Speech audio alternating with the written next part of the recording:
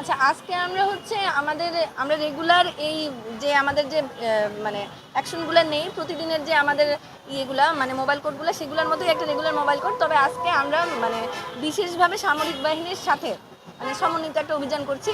এখানে মূলত উনারাই বাসগুলো চেক করছেন এবং বিভিন্ন ধরনের অতিরিক্ত ভাড়ার যে অভিযোগগুলো উনারাই সেটা ইনকোয়ারি করছেন এবং ওই অভিযোগগুলো আমরা ওনাদের কাছ থেকে নিচ্ছি আর কি।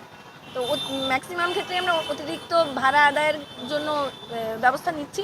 আর এছাড়াও গাড়িগুলোর যেমন আমরা 3টে গাড়ি পেলাম যে কোনো কাগজপত্রই ঠিক নাই, fitness, route permit, tax token সব মেয়াদ উত্তীর্ণ, ইভেন অনেক ক্ষেত্রে আপনার ড্রাইভিং লাইসেন্সও মেয়াদ উত্তীর্ণ ড্রাইভারের। তো এইসব গাড়ির বিরুদ্ধে আমরা ব্যবস্থা নিয়েছি এখন পর্যন্ত। ইনশাল্লাহ আশা করছি সামনে আরও আমরা নিব আর ব্যবস্থা। আচ্ছা, আমরা হচ্ছে যে গাড়িগুলোর ম্যাক্সিমাম কাগজপত্রই ফেল আছে সেই গাড়িগুলো আমরা ডাম্পিংয়ে দিয়ে দিচ্ছি।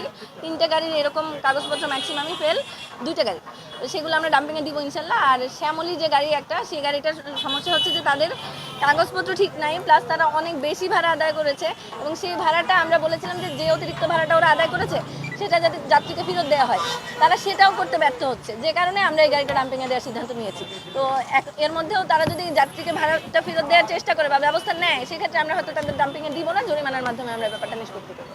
আসলে কি মানে যাওয়ার সময়ও অতিরিক্ত ঊর্ধ্বমুখী ভাড়া এবং আসার সময়ও ঊর্ধ্বমুখী ভাড়া, দ্বিগুণ খরচ এবং মানে ক্ষতিতে পড়তেছে যাত্রীরা। এর সাথে হ্যারাসমেন্ট তো আছে, বিভিন্ন ধরনের হ্যারাসমেন্ট। এই যে আমরা দেখলাম যে একটা পরিবহন আপনার টিকিট না দিয়ে ডায়েরির ছেঁড়া কাগজের মধ্যে নাম্বার লিখে লিখে মানে ওটা টিকিট হিসেবে চালাচ্ছে। তো এই ধরনের বিভিন্ন রকমের হ্যারাসমেন্ট আছে। তো সেনাবাহিনীর এই উদ্যোগটাকে আমি প্রশংসা করি।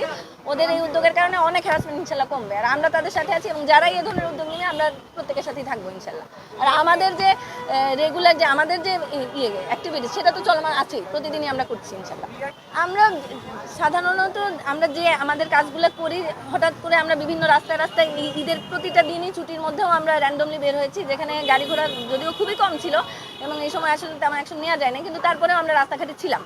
আর এখন আমরা আপনার কমপ্লেনের ভিত্তিতেও আমরা যাই, বিভিন্ন সময় যাত্রীরা অভিযোগ করেন, আমাদের কন্ট্রোল রুমের নাম্বার আছে, ওই কন্ট্রোল রুমে অভিযোগ দিলে সেখান থেকে আমাদেরকে বিভিন্ন জায়গায় পাঠানো হয়। তো আমরা সেভাবেও কাজ করি। তো আমাদের ধন্যবাদ।